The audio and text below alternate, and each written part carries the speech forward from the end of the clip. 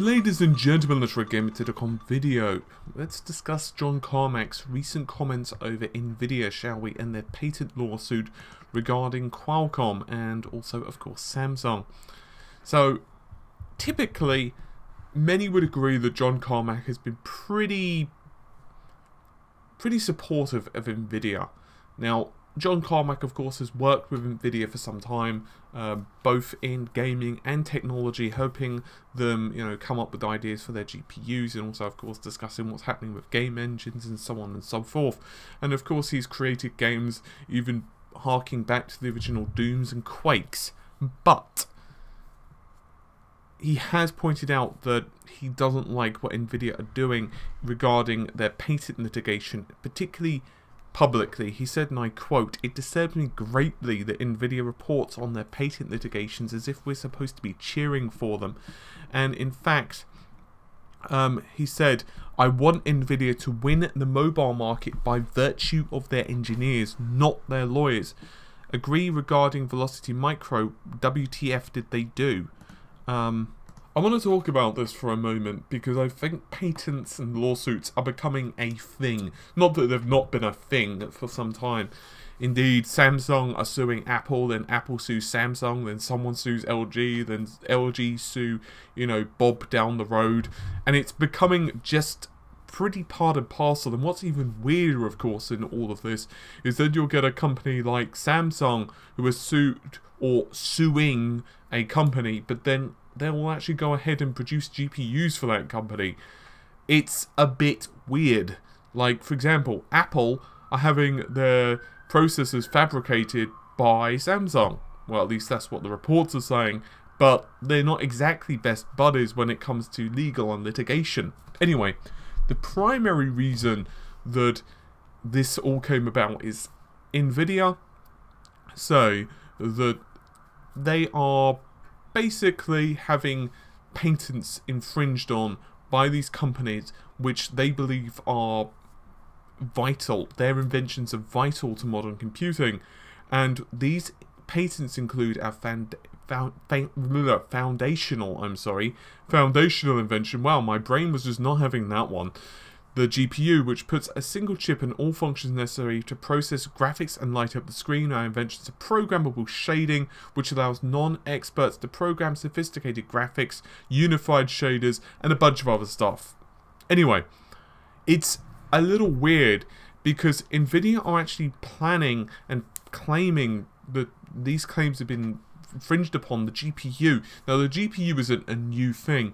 We're not, for the record, really referring to, let's say, the 3DFX Voodoo cards, which, of course, date back way back when.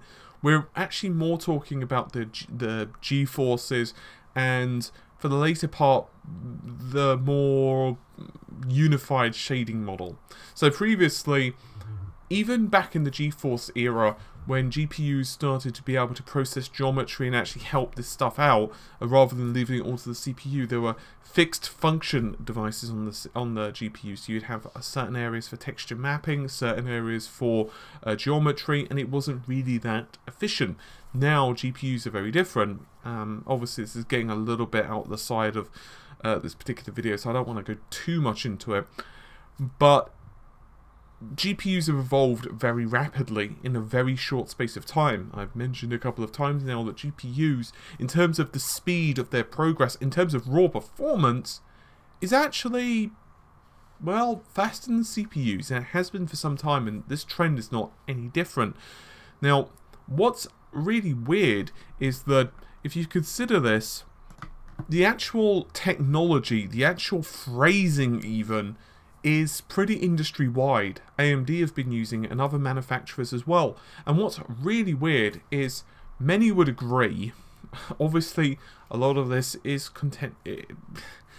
some people would contend this, but effectively it was really ACI, now AMD, who really brought this stuff to the market with their Xenos GPU, which was the heart of the Xbox 360. And indeed, that technology really started to push AMD in a certain direction, or ACI back then.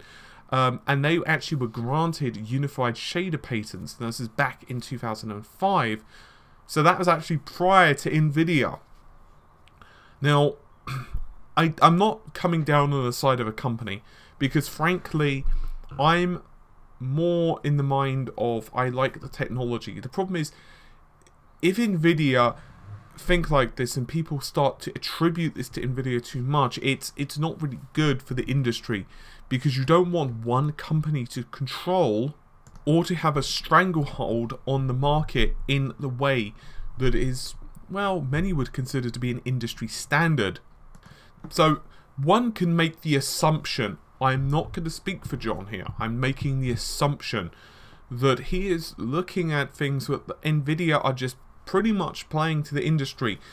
Nvidia have been trying for some time to get into the mobile market, and let's face it, Samsung and Qualcomm, particularly Samsung, are just synonymous with mobile production. I mentioned earlier Apple and their consumption. I've mentioned this a couple of days ago. The consumption that Apple have for processors is mind-boggling. I don't remember the exact figure, but I believe it's about 7 or 8% of all processors in production go to Apple for their devices. Just think of that. Think of the sheer number. Think of how much money that is worth. And Nvidia want a slice of that. And don't get me wrong, from a business point of view, I do not blame them. I bloody would. So what they're trying to do right now is, at least in the minds of many, I'm not saying they are trying to do this, because at the end of the day, I'm not at Nvidia's board conferences or their table or what have you. But the argument could certainly be made that the whole primary purpose behind this litigation is for them to get a stranglehold into the market, or at least a footstep into the market, which I don't necessarily really like. Now, don't get me wrong, I think Nvidia, in terms of their technology, in terms of some of the stuff that they've done, awesome. Without them, the GPU, if somehow Nvidia had never existed, the GPU market most likely would have been very different. I don't think anyone can argue with that. And I also believe that any company should actively protect their IPs. I don't think you should necessarily be bastards over it. Like, I have problems when companies aggressively go after some guy who's made a, I don't know, a remake, for example, of a small section of a game, or a HD version. That really starts to tick me off. But, you know, when it comes to graphics technology and so on, it's very important to be protective. But in this case, it's even John Carmack's not really particularly supportive of this. Anyway, let me know your thoughts and opinions on this one. It's a bit of a tricky situation in my personal opinion. But for now, take care, and hopefully you've enjoyed the video.